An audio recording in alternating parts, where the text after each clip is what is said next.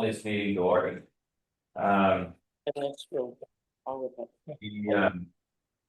First thing, we've changed the agenda around a little bit so that there's plenty of time afterwards, after Lynnette's presentation. Lynnette's got a long drive, so we don't want to delay her presentation. And after she finishes the presentation, then we're gonna do whatever questions of discussion, and you're welcome to stay as long as you want to, but we don't want to feel anybody feel rushed about the whole thing.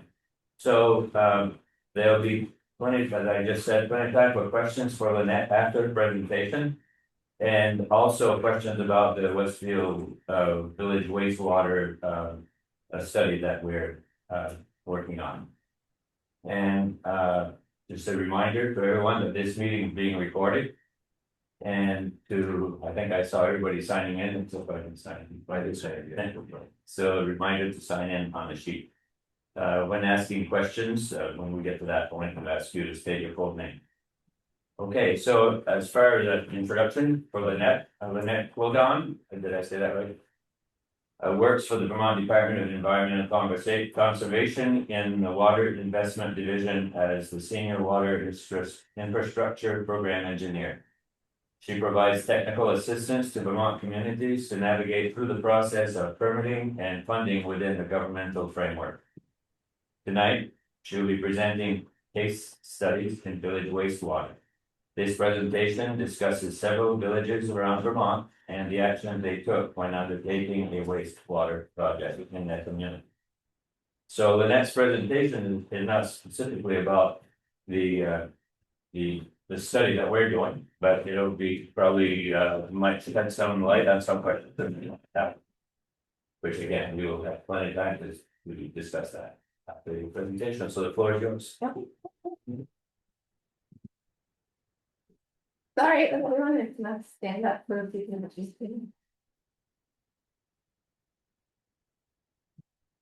I'm pretty quiet, so I hope you all can hear me. If you can't hear me, let me know if I. And so, as we said, I am Lynnette. I work for Vermont Partners in Conservation, and there are a lot of hats there, but one of them is cleaning village wastewater for unsorted pollutants.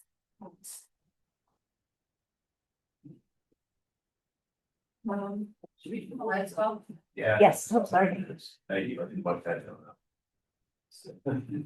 No. Better. Better? Well, that's better. Better.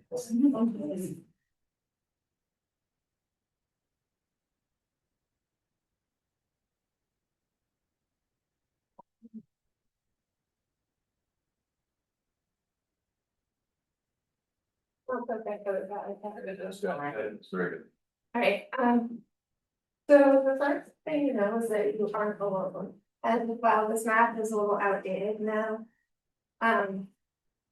Overall in Vermont, there's tremendous amount of villages that don't have any sort of community water system.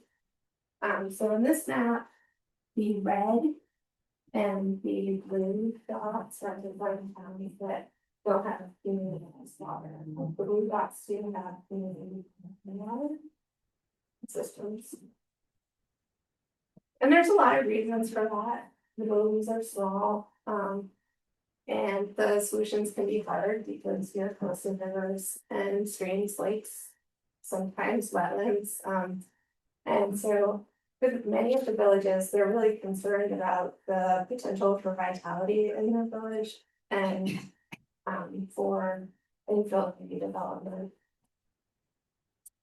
But the reasons why villages come in to do studies varies across the board. So just to start out, a community wastewater disposal system is basically a really big septic system. So for the most part, the studies around Vermont are really focused on these community systems.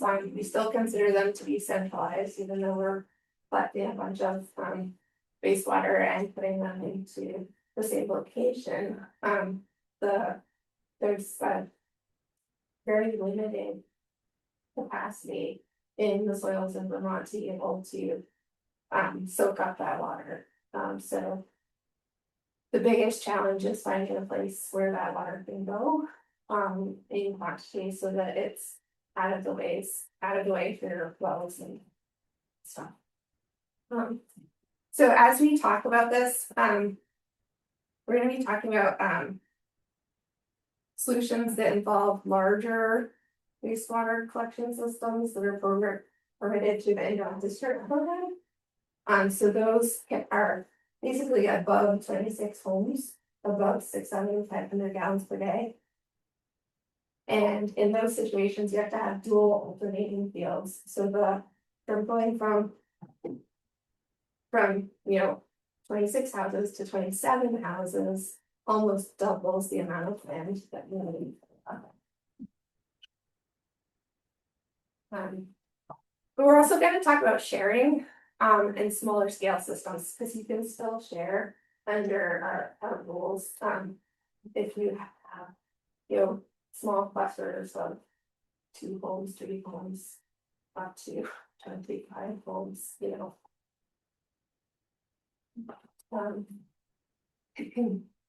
So we're also in these slides going to talk about affordability. And so this is a thing that EPA made up back in the 90s. And so it is a metric, and it is a metric that is equal to the annual user rate for your typical household divided by the median household income. And their study back in the 90s said that for a project to be affordable, that it needed to be between 1% and 2%. So in those slides, we're going to look at what that means by bringing all the projects down to that annual user rate. And in some slides, we'll look at the affordability.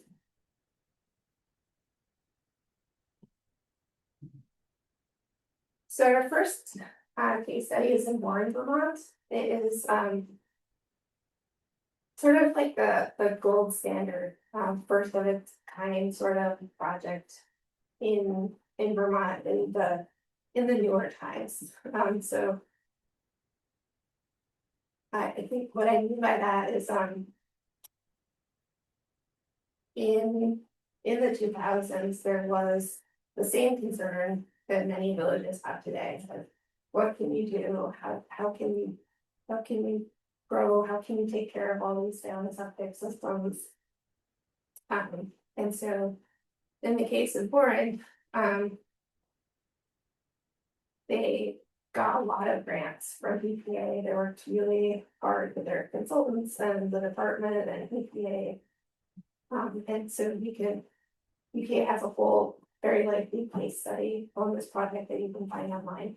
And so I snipped some of the budgets out of there. But when it all comes down to the end, they still have a really, in my opinion, expensive user fee at $1,180 a year.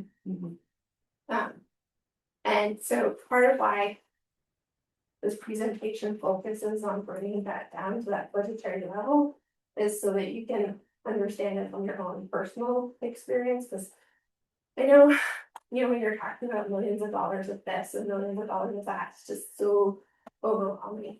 And so I think if you can take it back to like what individual people end up paying, it's much more helpful.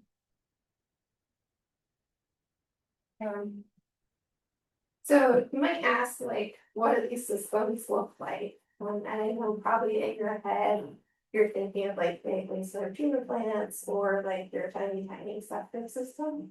So in this case, this is the septic disposal field for Warren. It's also an athletic field. And you might ask, what it smells like. And from these pictures, you can tell it doesn't smell like that. I say that. These textile beds don't have activity permit filters in them. They're just opening regular plastic fence that's sit on the road. So. Anyway.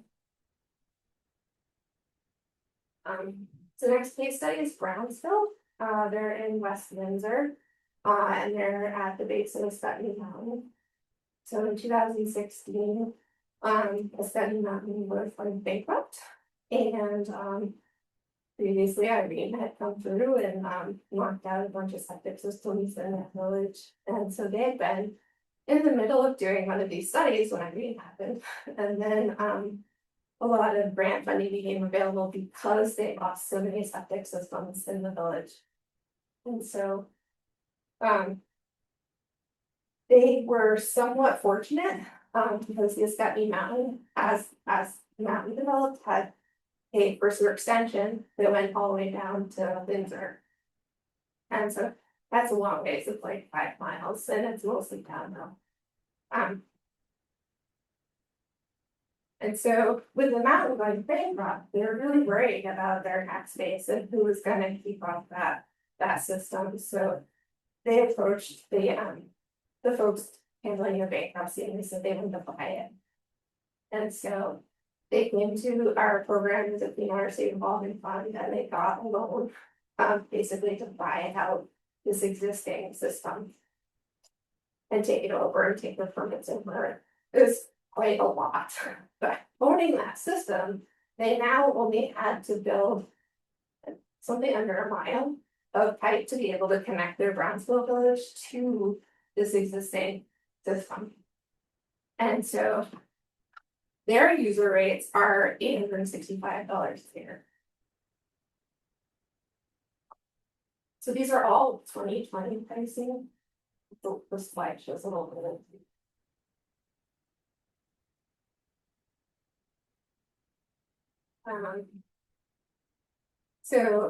Another project we had is in Rochester, and this is a legacy community system. So back in the federal grant days, and a lot of the wastewater plants were being done, Rochester went in a different direction, and they decided to do one of these big community systems. And at that time, there wasn't really a lot of regulation around that. So it's a little bit different, but they do have 3 large community soil-based fields. And if you've been to Rochester, they have a pretty robust economic village.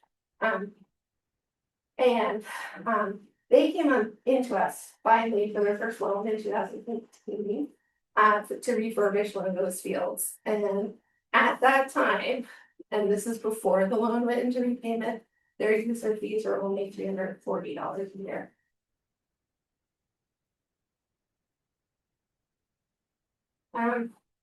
So a lot of villages will do feasibility studies and then decide that $1 million price tag is way too expensive and they can't possibly do it. It's overwhelming and they stop. Grafton didn't do that. They're like, we have to do something, right? So they decided that they would do an ordinance. They required everybody in their village areas to do a pump out every 5 years, and then to submit a record of that pump out with their tax bill so that it's tracked and basically regulated, so that the community as a whole is proactively working on keeping up deficits that they have and keeping them in good keeping. So $285 is the cost that my personal septic tank pump out was in 2020. It's up now like 6.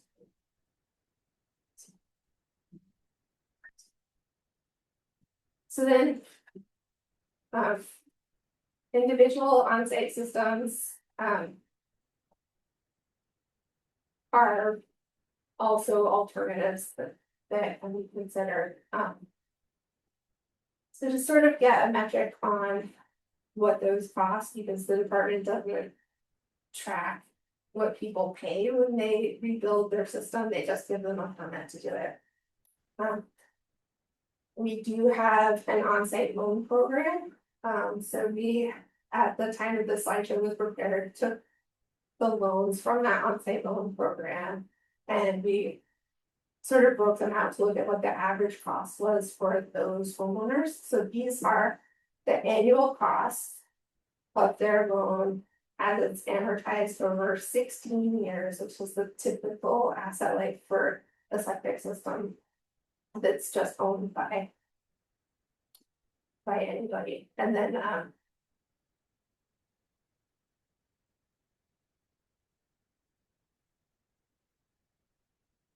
and then we also included the pump outs on a regular basis. So that meant that a conventional system, when it's, so this is, for most people, this is like in your mortgage and in the assets they already have. The conventional system is gonna cost between 677 and then 971. Whereas a mound system, like if I live in Addison County, mound systems are much more expensive. And so those ones are, around $2,000 a year as they're included. And then lastly, there's a program called Innovative Alternative Systems, which fundamentally puts like little packaged extra treatment unit in front of your septic field. So it's after your septic tank, in front of your septic field, and it does. There's a whole bunch of different technologies. So fundamentally, what it does is that it helps to remove a lot of the pollutants before it gets to your septic system, and so those are used a lot around lakes and streams and really small compact village areas. I know someone who has one, and they said that theirs is more like $5,000. So there aren't a lot of variations with facing. So some of the villages went a totally different way. So Waitsfield was one of those. And they found that the wastewater system in their village was a little too political to be able to pass the bond votes. So what they did instead is they built a drinking water system. And that freed up a lot of the area in their village to be able to replace it with have people able to expand their septic systems. This system for the drinking water system is $628 a year as the average retail cost. It is very, very difficult to get a new drinking water system unless you have a public health problem that is related to some sort of contaminant in your groundwater, whether it's PFAS or magnesium or there's any number of them, but it's not an easy way out.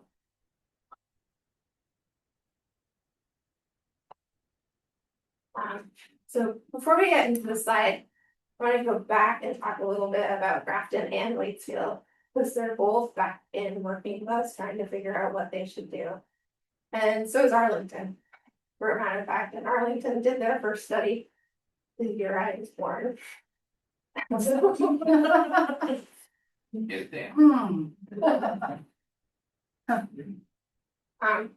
I later went on to write a study for them back when I was still consulting, and now they're back and they have two studies going by two different engineers.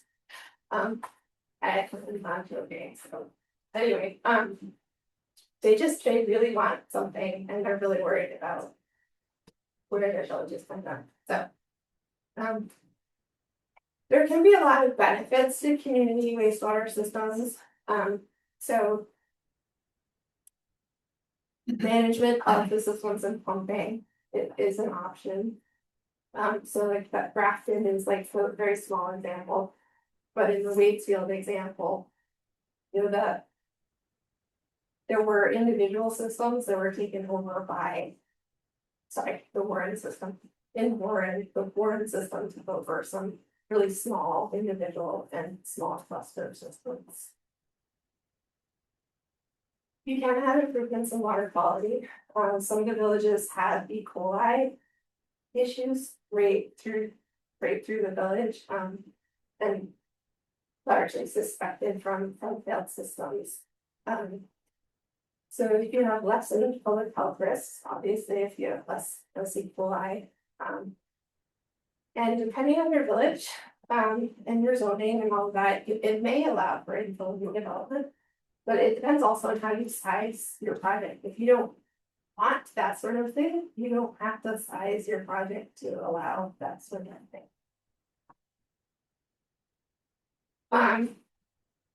Also may allow for economic development. And then is sometimes sustainable both environmentally and economically, but that varies. This economic part is subjective. I usually give this talk when we're just starting out, before there's been an engineer found or anything. And so, I like to talk about privacy and trust building. So in my job, I do not have, any sort of job requirement that tells me I have to provide enforcement or rat anybody out for the things that they tell me. That being said, the documents that come out of this are public documents, so typically what we do is we have the survey sent to the consultant engineer and then aggregated reports. I don't want to know the individual results from your community. It's fine for you guys to know, it's fine for the engineer to know, but unless the findings are that your town has a bunch of straight pipes into a stream, there are a lot of ways to deal with this. If your village was to find out you have a lot of straight pipes in the streams, then you'd be in the case of Cabot and Powell, which were the last two brand new wastewater treatment plants built in Vermont. And basically in those two cases, the department put them under order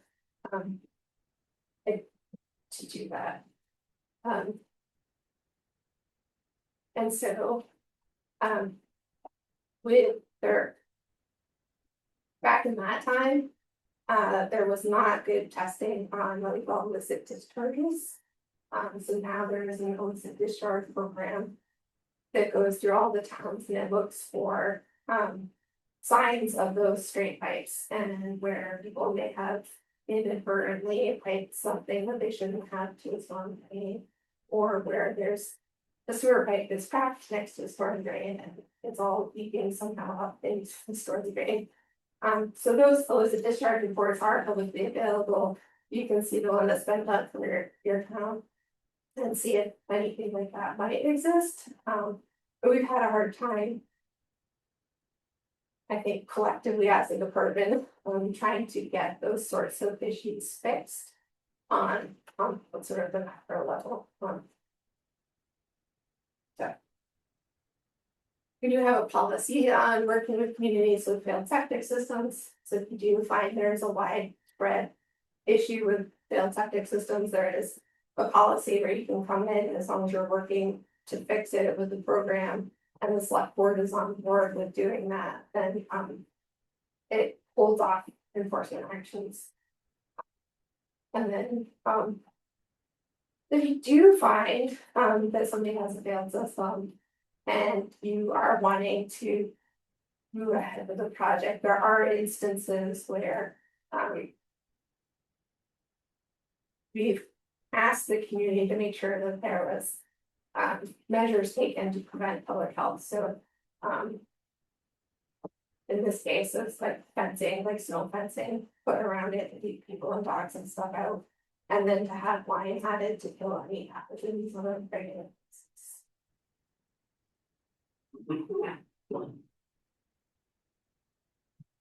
So there's a couple of common themes with successful projects.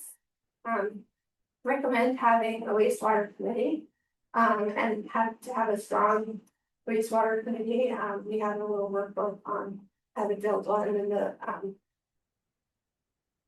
types of skill sets, and folks look forward to work on those issues. It's also really important that whatever your town plan is, your planning commission. And the vision of your community aligns with whatever the study is gonna say. Because if those two things are out of balance, the projects usually don't end up moving forward. So. Next is capacity. This is a term that we use to talk about. Sort of the number of hours you have of volunteer or staff time, to be able to do these types of projects, so. A lot of the village committees are just volunteer, the committees tend to go better if they have somebody who's on paid staff who can at least attend the meetings and maybe take the minutes and make sure that. Somebody's actually paid to do at least some work. And then, funding and affordability go hand in hand, so when you're, the projects are able to move forward really aggressively, pursue different funding options from a variety of funders. And so. If you want to talk more about that, we can, and then, making sure that that affordability metric is met is also really important.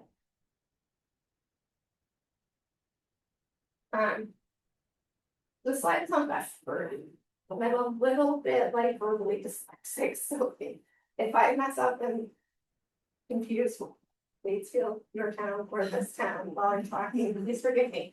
Alright, so Westford is a project that we had in queue that ended up, failing. So they had initially come into our program. I think around the 2010 timeframe, and they did a study.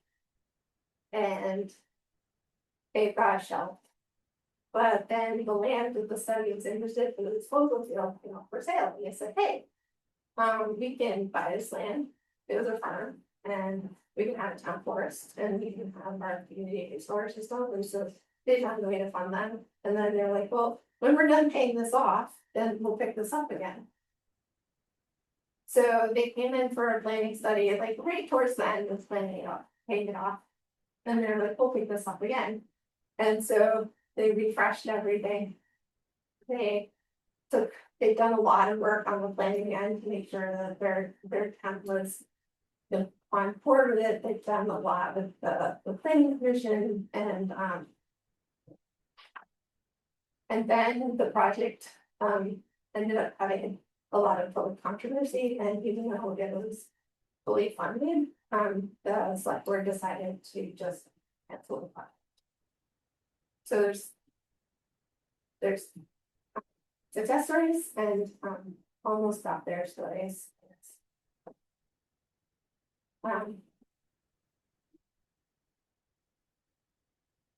So the eligible areas, just want to talk about this a little bit.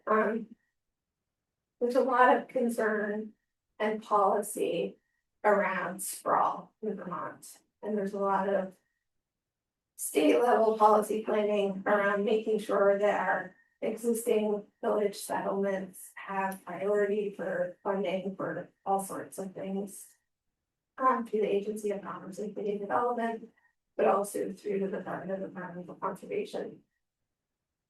And so the designation program that ACCD runs, which you guys have a designation, and we'll look at that in the next slide, but this is Waitsfield, when they came back in for their last study. And you can see that initially they were like, hey, let's do a lot. And then we were like, well, really, we need you to focus on your village, because that's where we can invest the money. And so if you want to look at outside, you can, we can do planning for that, but we can't necessarily fund your design, your permitting, or your construction. There are other agencies that do that. And so typically at this point, starting out with like a town that hasn't started, we would look at your constraints features. So in this case, this is your village, and I've added the buffer for the designated center, that's the blue puppy line around the outside. And then every possible thing that would make your project not work is turned on in our mapping system. So, wetlands, flood hazard areas, river corridors, high ledge, hazardous waste sites, endangered species, like there's a lot of things that rule areas out or potentially rule areas out without more additional study. So, this isn't considering things like slope and whether the land's available. So it is very difficult. And you'll find like even up here, this is a source protection area for the water source. So that would also look at things. So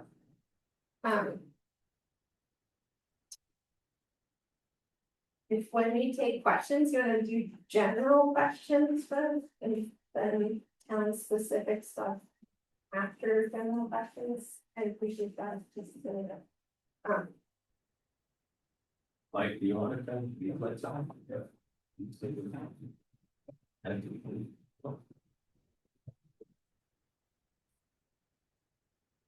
hopefully you heard me. You, Lynnette. So this is now open for questions or related to the presentation that you just made. Okay. I was assuming that this wastewater treatment option is both gray water and black water as well. Sorry, my name's Danny Lackman. Used to one. That's. He's from DEC. I'll be Retired. for us. Okay. Gray water is definitely available for treatment, like Wouldn't be separate necessarily from black water.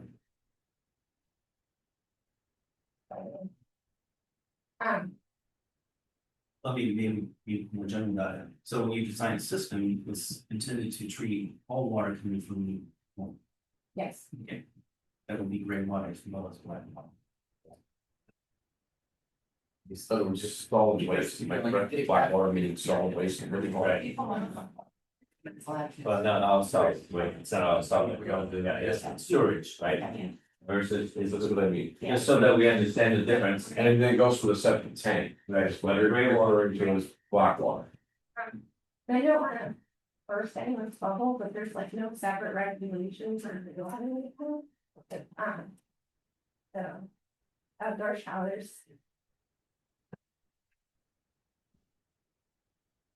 Thanks. Yeah, I just wanted to be clear that everybody understood the difference between gray and black water, right? So black water is storage Yes. and gray water would be like what comes from your washing machine or your sink, Yes. Maybe.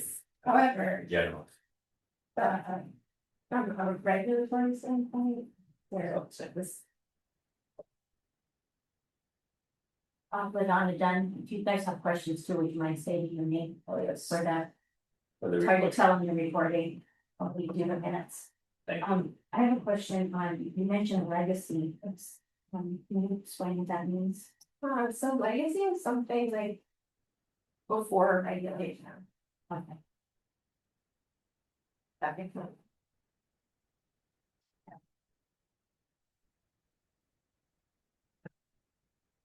Did you? Showing Mark, were you able to look at what we've already had with our study? That we have been, that's been going on for a while? Were you able to see what they've already come up with? So where they are in the study report is what we call 30% report. And so that is an analysis of fundamentally like what the community, where the community is, what their population is, where their service area might be, what their natural resources are, those constraints, and that sort of thing. So it's like fundamentally why you project. But yes, I read it. It will inform. What's your opinion? Um, Can you give an opinion? not really, I think it's. There, I mean, does it look really difficult to do from what you saw for our town? I saw on the map, it looks like there's a lot of issues at Westville. it's not issues, they're more resources, like, Okay, so from a conservation aspect of resources, from wastewater and development aspect, right, are limitations, or potential, it's not always, and that's not all the time. Especially with that ones.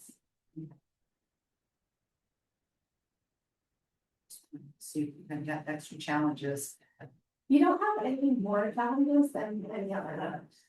Okay. It's always challenging, and our success rate is probably 30%. Okay. And those 30% can take decades.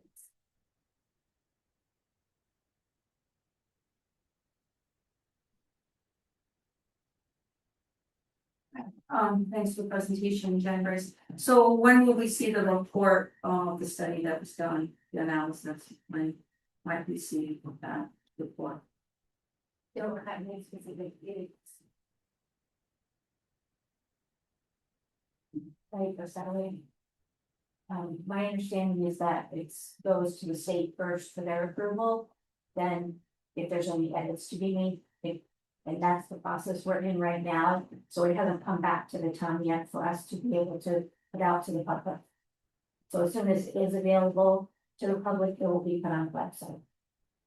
Right, and it's gonna come in, this is Jake Kuchar, and it's gonna come in pieces, correct? And so I spent a day with them, some of you saw us walked through the entire village that day.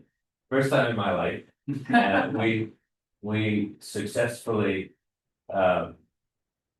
located or were able to look at 48, I think, out of 65 septic systems. We didn't inspect anything, we were not inspecting, they were looking for just GPS coordinates of where the pipe is coming out of the house and where the septic tank is. And many of them today have risers, so it's easy. Many people put their little big flags, and some of them didn't, but they met us at the door and they showed us where it was. So it was kind of pleasant experience, so to speak. But to follow up on your question about when are we gonna hear something? So we had a 30% meeting, we're gonna have a 60% meeting and a 90% meeting. So those things, and I can't remember what's the date for the 60% meeting, I think that's already in December. So it's gonna kind of come in steps, and the final report will be whenever it happens to be. And and I just gotta say this just to make people, I don't know, give comfort or whatever.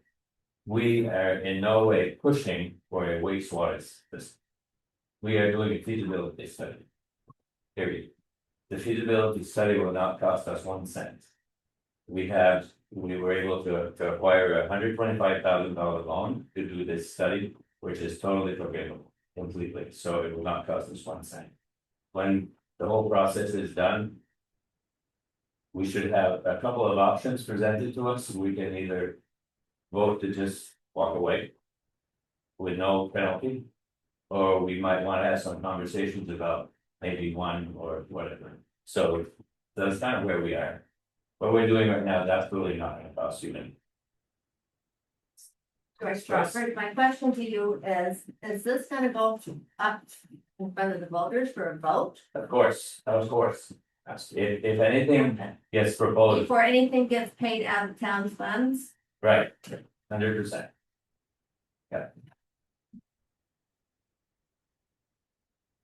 Shelley Martin, if the study shows that we have certain obstacles, are they going to give us solutions to overcome those obstacles? Or do they just do a report and that's it? The best they can, the best they can.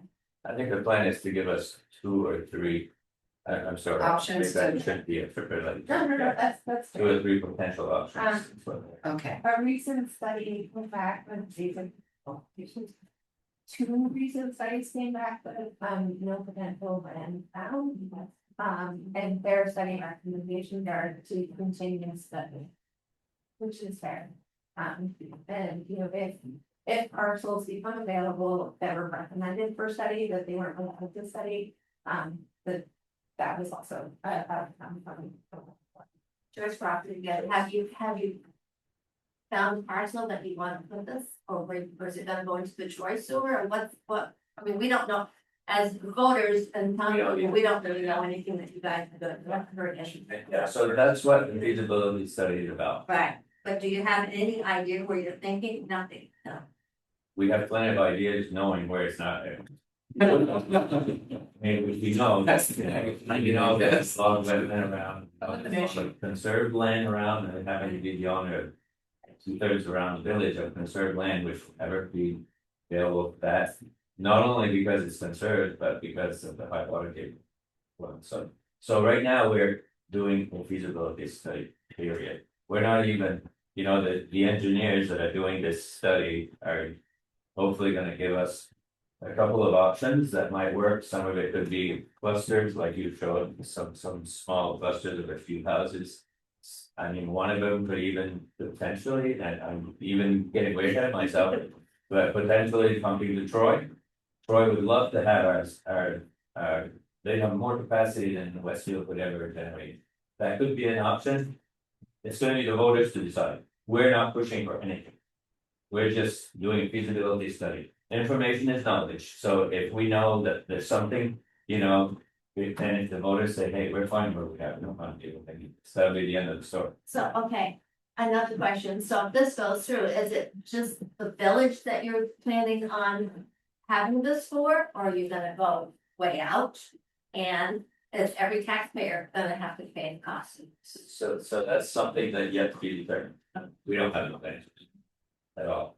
Dennis Vincent, Selectman, to also, the area that you saw that was designated village area in that last map, with blue lines. That's where, the service would be given to. Anything outside I that mean, I line, can see it on the map, but I don't know where it is in the village. it's a 1/4 mile around the centralized village. What they call this, what's the name? That's designated areas. So 1/4 mile each side of wherever the most volume of homes are. So that's even that, we're getting ahead of ourselves a little bit, because let's see what they give us for potential. Sort of options, and then we have the conversation. If we didn't have the ability to get a grant to do this whole job, we wouldn't even. Like I've been promising people it's not gonna cost you a penny. The day I worked with them, I didn't put my time in, I just enjoyed walking through the village for that. And I'm not gonna, I'm gonna stick to what we've said for a long time, it costs a penny. Well, we'll have some knowledge, we'll say, okay, there's no way, or maybe we wanna look at this, and that's a beyond today. Your So I next think Jen, meeting like, is you have December? Next meeting is December? the 60%. Yes, so the consultant has, earmarked at 30, 60, 90% completion of the project. So that's when we will hold a public meeting. But, Is that gonna be able to be on Zoom?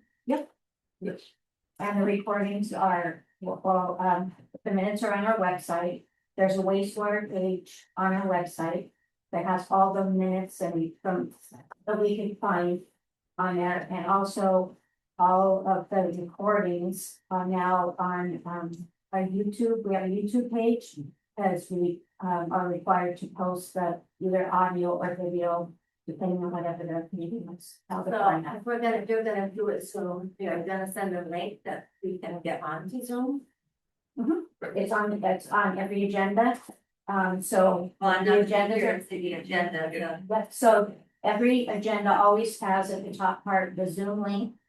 And then if you don't have the link, you can always get in just going by zoom.com.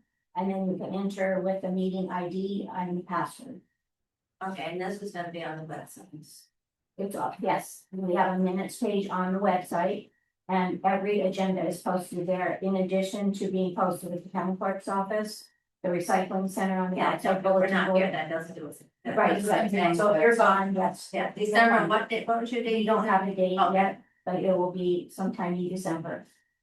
Yeah, so if you check that page, we usually put that also, when we know the date, we put it on the homepage of the website. And then also all the documents go on the wastewater page. Jen, Yeah, thanks. So currently we have a water bill, which is like what, $120 four times a year, correct me if I'm wrong. Our water bill. So kind of wondering how that piece fits in, and then we've got potentially the toy piece and this feasibility study. And, not that we know all these answers now, it's just preliminary and hypothetical at this point. But just kind of give me kind of the scenario of, let's say, and then we've got individual people, like what if individual people have different things? I know there's a lot of factors and you have to get feasibility study back, but what happens to the water bill? Or let's say hypothetically, we hook up with Troy. Or let's say, yeah, okay, we decide there's failed systems, because of course, if there are failed systems, me or anybody else, I would want to see that corrected, but doing it as feasible and economically for the community and residents. So I guess those are my questions. I know that's like kind of loaded, so answer what you know. it's, I don't know if I call it loaded, but I think it's a very, it's a premature question because we don't know what they're gonna recommend, right? So if they recommend something, it'll probably come with some potential budget, I don't even know if that's the right word, but some potential cost. Some of those things then might become more visible over those numbers, those kinds of numbers, right? Would the now. like water bill go away if we end up? We still have the water Should they bill, have water? That's I would say that would be a good. right? It's a separate entity. It would Right. come together as one. I'm just trying to understand how it works. That's all. So that would always be a separate thing. Then wastewater would be a separate entity depending on what we do. We find out the feasibility. Yeah. And then whatever happens with individual people. Right. Just kind of keep going. Thanks.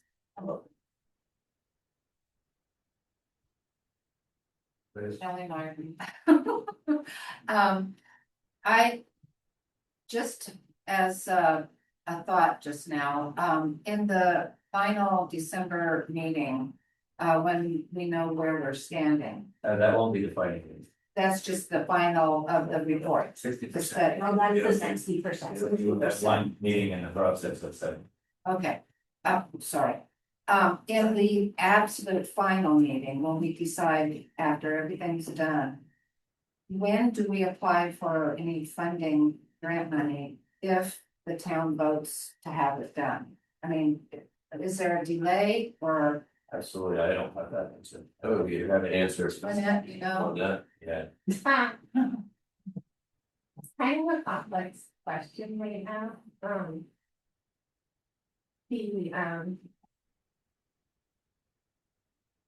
most of the funding for the wastewater system in Vermont comes from the Vermont State Revolving Fund.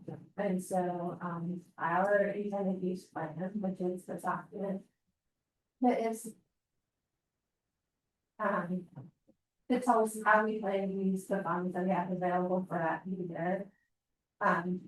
That plan really kind of has, if you have a balance of somewhere around $50,000.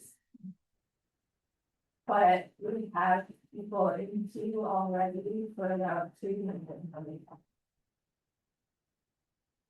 So even if we vote to have it done, we might have to wait a year to apply for funding. Or something, So because it's not like fuel tank assistance, there's a chunk of money, I know. right, That goes into the funding and what first come, first serve, so when that money's gone. Whoever wants to have any assistance for a fuel tank replacement doesn't get any to be considered. right. So how does the funding for something like a project such as this does that money go into a specialty for serve or? If we all vote to do it, do we immediately apply so that we can be in the loop and not? Right. So if your study recommendation is to do more study. The. There would be two options for the town to move forward with, under the current use plan, the subsidy. That meant for buildings, it's changed to 50% for the next year. In part because we just don't have enough engineers to do the work. In our department, but also outside of, there's just not a lot of in the market. So this is, so in other words, this is a potential project that is not going to happen right away. The people in downtown don't need to really struggle with, oh my God, we have to come up with this kind of money and stuff.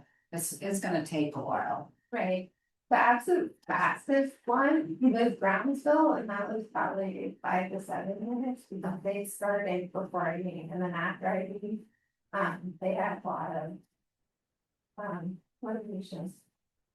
How much percentage do you normally fund these projects?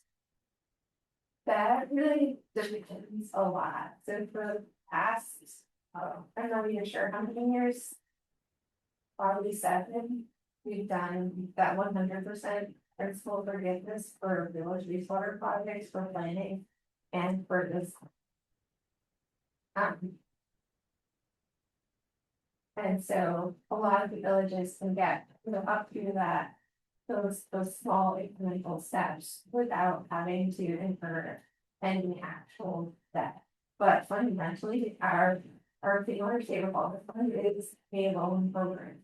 And so we do have some latitude to distribute what we are allocated for as subsidy by Congress. And that is set by state priority and in that intended use plan. But fundamentally, our program is the loan program. And so if the projects that have been successful hadn't had tremendous proportions of grant, they would not have been done. And so the projects that are currently working with that have ARPA grants, we just were really lucky and came in like right at the right time and had enough momentum to be able to and the other villages will just need to sort of make sure their ducks are in a row and take small incremental steps. I like the Wakefield, the Westford because they do not pay. And like that's an example because they did not pay. Like one case they did more grants, and the other case they were like, well, we can buy this parcel and we can tackle that, and we can get a little bit done. And whether, I mean, we could have a flood in the middle of all this and everything would change, so that. Right. So. To that end, I don't know what your flood hazard is for your subjects, but some of the villages are very worried that there's some things that are gonna get wiped out. They're looking people that. They've had some damage to their subjects in the last round, and so one of the funding strategies can be putting septic systems into your flood mitigation funding, so that funding is definitely available, you can use that infrastructure out of. That's again stuff where I don't know if Joyce, your question was answered correctly. You want an amount, maybe Well, not an On amount, an but average, in general, I'm. how much in general? Yeah, how much percentage do this, Gets paid for by grants rather than. yeah, right. Than coming out of pocket. Is there any number you can give us to kind of So like that? in the current stack of ARPA projects, it probably ranges between 90 to even 100% right now. Fully paid. That was in the design and research, not the actual This implementation. is the Oh, so the different funding agencies have partnered together to be able to support.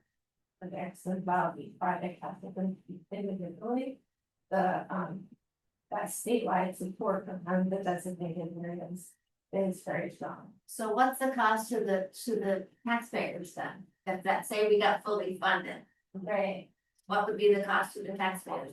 Most likely the monthly, Which would or be- yearly. Operation and maintenance. Like theirs, Sort of like the water system now, or I don't know if that's a good example, but you're getting a water bill 4 times a year. right? You probably end up getting a sewer bill. I'm just kind of, guessing right now, right? Because when you. Yeah, that's what I was some wondering, examples, how much the sewer bill, but I guess you would know that before it came up for a vote. Yes, That would probably depend on the system and what it costs to operate. All paid, because they're talking about hiring, maybe having a full-time employee and all that, so, Well, so I was just, I know it's premature too. yeah, I'm thinking of, like, so even if we, like Jake said, it's not set, but if the stuff would have been treated in Troy J's system, we would have to pay and treat it Well, like that's a what I match. said, exactly. But I think the infrastructure to get it there.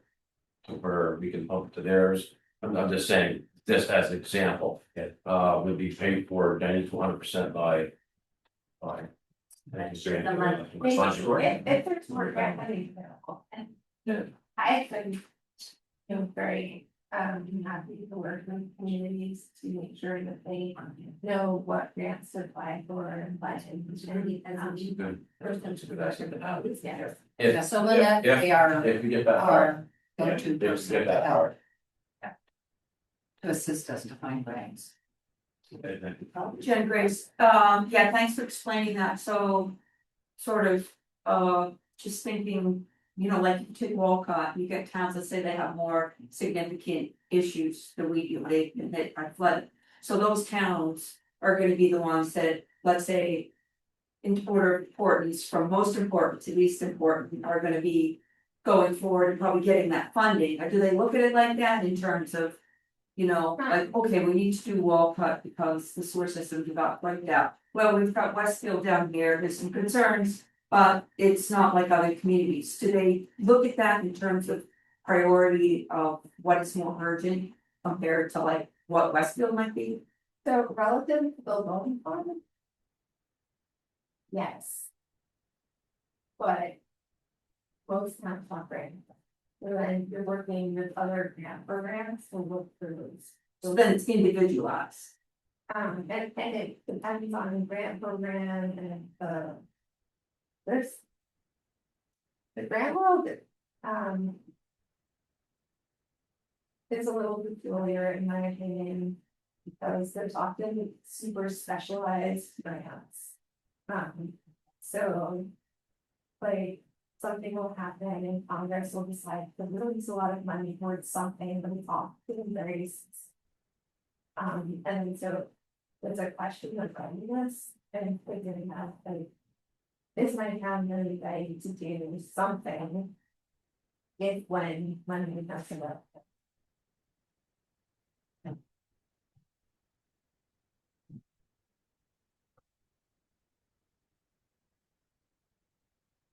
Other questions? Oh, I did, wanna follow up on, so in my slide on capacity, it does talk about a full-time. Employee, but it's not for. Solely for the project, it's as part of your. As part of your effort, if there's nobody who's fundamentally paid to work on the project, the success of the project is smaller. So So when you say that, is it related to the operation after everything is built? Is that what you're talking about? Or are you talking about something just just, separate through this? yeah, just getting started. In terms of like how you deal with running your system afterwards, that is something to figure out as part of that project journey. It's like how you want to do that, and reduce what I need to do going, and where these budgets come from, and how to get paid, and which staff it is. I drink wear a lot of hats like that, you know.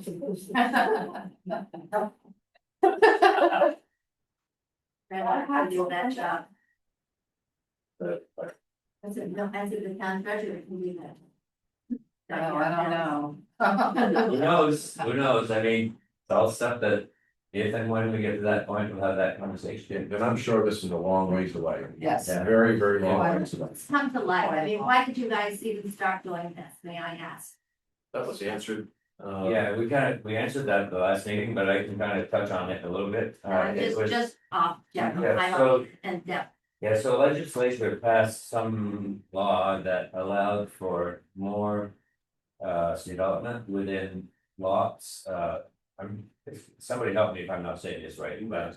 So that you could build an accessory dwelling on your same lot. And if you do that, you need more storage capacity.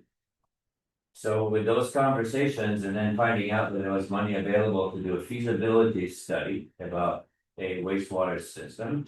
That's how the All that and we was- started this conversation like, I don't know, 2.5 years ago. We talked about it at the town meeting last spring and the one before. So it's not, it took a while to kind of get where that's how it began. It's that if communities need, or if communities choose, or if a resident chooses to build something more on their property. To be in for the need for more capacity was what sparked it, and then having money available to. That's how it happened. And we were a year, actually. Haggling with the engineering firm about, it's only gonna cost us $125,000, and they weren't. Running their contract with us very well, they could have gone out and beyond that, in their wording that they had. So we spent a year before we approved. Well, that, because the state got involved too at the same time, because we did not want to see anybody pay out of pocket for any of that survey. And we are not, and that's, we took a long time to sign that. We did. We read it over and over again, and It was written something like $125 plus. No. Whoa. Well, No, letters. So We took our we stuck time to to that, and you in fact helped us. We took, yes, hers work really helped, so.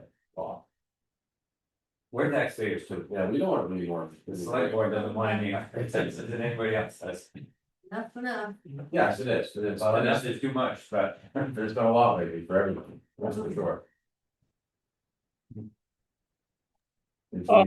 I'll add to that, boys, you did a good job explaining everything. But I remember when we started this study that we made sure that we were locked in 125,000. That way it wouldn't cost the town any money on that. Yeah. And that we discussed that many times. This is money that was given by the state, and this is just a study. But I think in the future, we'll get more information to move forward if we want to. Right. If you know, the people want, Not if we want to. so if you voted on, then definitely the whole town has to do that, for sure, so. That's be involved with the whole town. I'm happy to stay here as long as need be, but we don't need to drag this out if everybody gets asked the questions they want, it's not necessarily. Yeah, well, no, that was a very honest presentation. I really enjoyed watching that. Thank you. Thank you. That is nice. It was really informative. Is there Yeah. transcripts for that? Cause it was really Already on helpful. the website. Okay, great. Thank you. Yeah, that's helpful. There we go. So how many miles do you drive home, or hours? Yeah. 50, an hour and 20 minutes or something. Nice. All right, so I think that brings us to the end of our agenda. And this is what we, so we have to go back on with it. So I think there's no other business, the motion to adjourn would be motion that we adjourn. Study. No, that's gonna be for trying. I think Richard said it, he's on mute. Second. You gotta mute Richard. Yeah, I'll second that. All right, all in favor, say aye. Aye. Thank you, everyone. Thank you, everyone. Yeah, thanks everyone for joining us. Thank you.